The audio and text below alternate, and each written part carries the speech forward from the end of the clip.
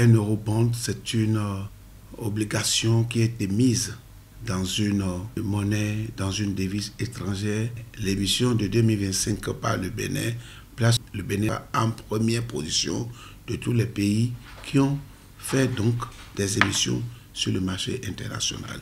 Et par rapport à l'année passée, on comprend que les émissions de l'année 2025 sont des émissions quand même qui ont un coût modéré, un coût moindre, juste parce que les autorités qui se sont déplacées pour cette émission ont rencontré plusieurs investisseurs.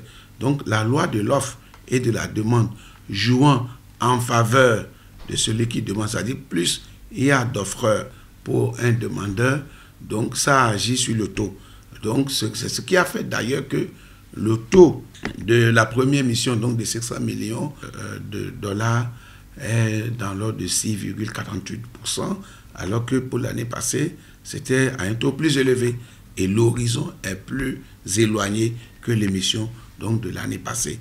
Un emprunt peut impacter le quotidien des populations sur plusieurs points. C'est le bien-être qui peut résulter des projets qui améliorent le misère des populations, c'est-à-dire l'eau, l'énergie, la santé, l'éducation.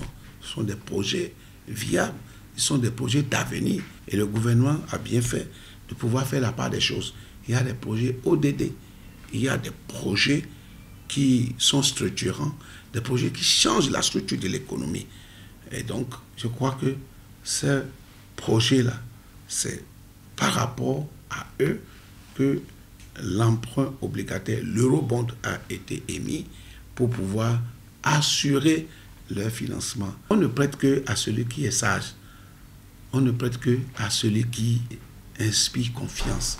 Un pays qui emprunte sur le marché international, ce pays-là, c'est qu'il réunit un certain nombre de critères. Il y a la solvabilité, c'est-à-dire vos performances économiques vous créditent que quand vous remettez l'argent, vous pouvez retourner l'argent.